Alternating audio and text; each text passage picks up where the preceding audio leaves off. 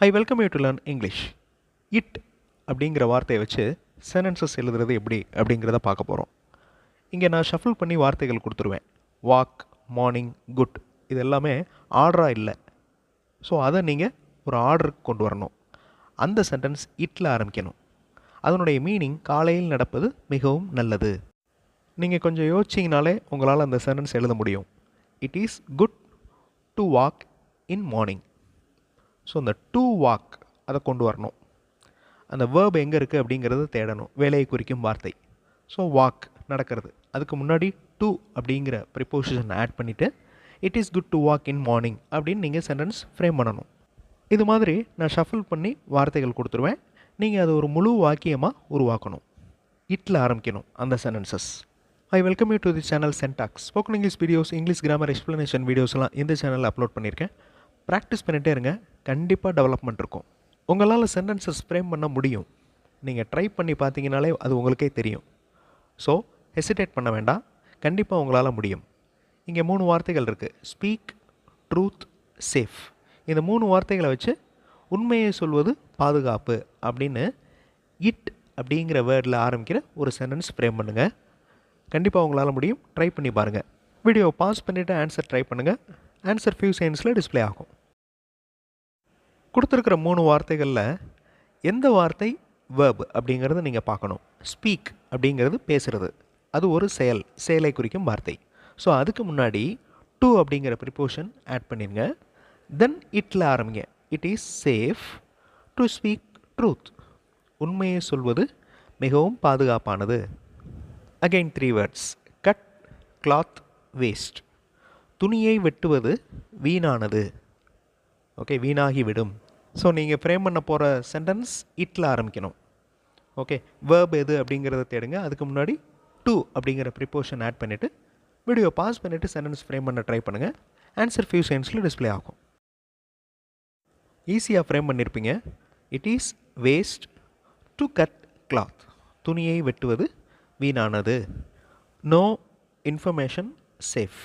இந்த 3 வார்த்தைகளை வச்சு நீங்கள் சென்டென்ஸ் ஃப்ரேம் பண்ணணும். இட் அப்படின்னு அந்த சென்டென்ஸ் ஆரம்பிக்கணும்.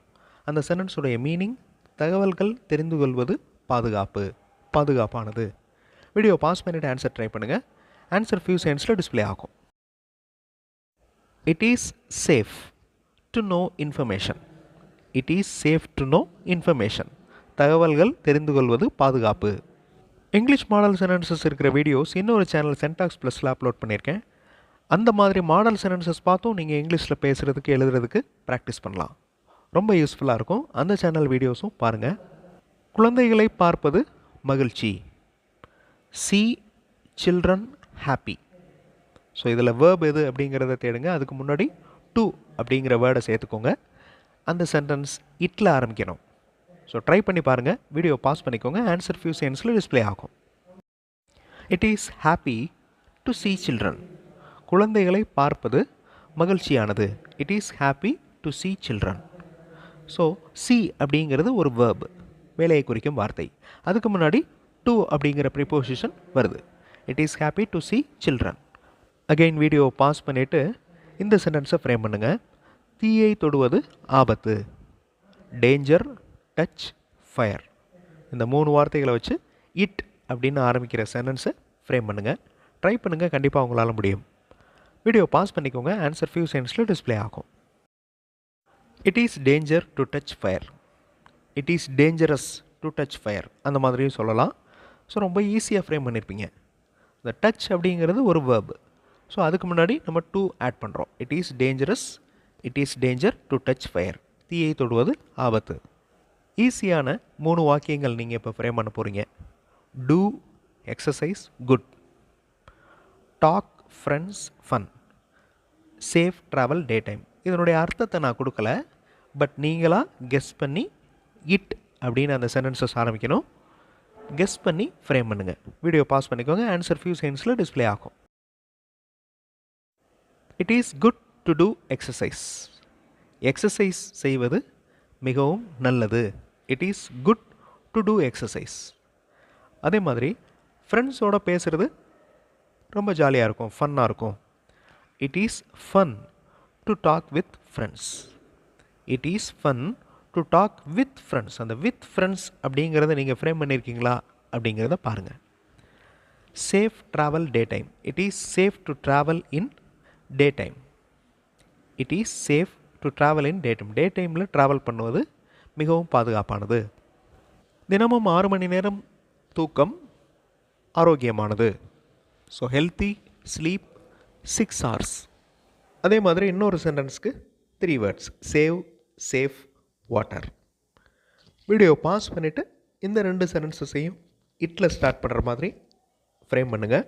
வீடியோ பாஸ் பண்ணிக்கோங்க. ஆன்சர் ஃபியூ செகண்ட்ஸில் டிஸ்பிளே ஆகும். It is healthy to sleep for 6 hours. HOURS. Hours அப்படின்னு வாசிக்கக்கூடாது. hours. It is healthy to sleep for 6 hours. 6 மணி நேரம் தூங்குவது மிகவும் ஆரோக்கியமானது. Save, safe, water. இந்த 3 வார்த்தைகளை வச்சு sentence. It is safe. It is safe அப்படின்னா இது பாதுகாப்பானது. It is safe to save water. தண்ணீரை சேமிப்பது பாதுகாப்பானது. It is safe to save water. இந்த மாதிரி இட்டில் ஆரம்பிக்கிற சென்டென்சஸ் நிறைய இங்கிலீஷில் பேசுவோம். இங்கிலீஷில் பேசுகிறப்ப யூஸ் பண்ணுவோம். மேக்ஸிமம் இங்கிலீஷ் கான்வர்சேஷனில் இந்த மாதிரி இட்டில் யூஸ் பண்ணி சென்டென்சஸ் பேசுவோம்.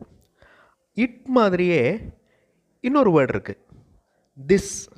இந்த திஸ் அப்படிங்கிறது ஒரு ப்ரோனவுன். இட்டும் ப்ரோனவுன் தான், திஸ்ஸும் ஒரு ப்ரோனவுன் தான். ஸோ திஸ் அப்படிங்கிற வார்த்தையை யூஸ் பண்ணியும் நிறைய சென்டென்சஸ் உருவாக்குவோம், அதாவது பேசுவோம். ஸோ இந்த மாதிரி ஒரு செலக்டட் வேர்டு எடுத்துக்கிறனோ, அந்த செலக்டட் வேர்டை வச்சு நிறைய இங்கிலீஷ் சென்டென்சஸ் ஃப்ரேம் பண்ணணும். அப்படி ஃப்ரேம் பண்ணுறப்ப கிராமர் அப்ளை பண்ணுவோம். என்ன கிராமர் அப்ளை பண்ணணும் அப்படிங்கிறத, அதாவது எந்த டென்ஸ் அப்ளை பண்ணணும் அப்படிங்கிறத யோசிக்கணும். கரெக்டாக யோசித்து எந்த டென்ஸ் அப்ளை ஆகும் அப்படிங்கிறத பார்க்கணும். இப்போ it is safe to save water அப்படிங்கிறது ஒரு பொதுவான ஒரு விஷயம். தண்ணீரை சேமிப்பது பாதுகாப்பானது அப்படிங்கிறது ஒரு பொதுவான விஷயம், ஜென்ரலான விஷயம். அதனால் இதை வேறு டென்ஸில் சொல்ல முடியாது, பாஸ்ட் டென்ஸில் சொல்ல முடியாது. இதை ப்ரெசன்ட் ஃபார்மில் தான் சொல்லணும். ஸோ இந்த மாதிரி ஜென்ரல் டேர்ம்ஸ், யூஷுவல் டேர்ம்ஸ், இந்த மாதிரி விஷயங்களை ப்ரெசன்ட் டென்ஸில் சொல்லுவோம். ஸோ இந்த கிராமரை நம்ம யோசிப்போம். சென்டென்சஸ் ஃப்ரேம் பண்ணுறப்போ மட்டும்தான் இந்த மாதிரி கிராமரை யோசிப்போம். எந்த டென்ஸ் எந்த சென்டென்ஸ்க்கு அப்ளை பண்ணணும் அப்படிங்கிறத யோசிப்போம். ஸோ இந்த மாதிரி யோசிக்கத்தான் நிறைய அப்ளை பண்ணுவோம். டவுட்ஸ் வரும், அதை கிளியர் பண்ணிக்கிறோம்.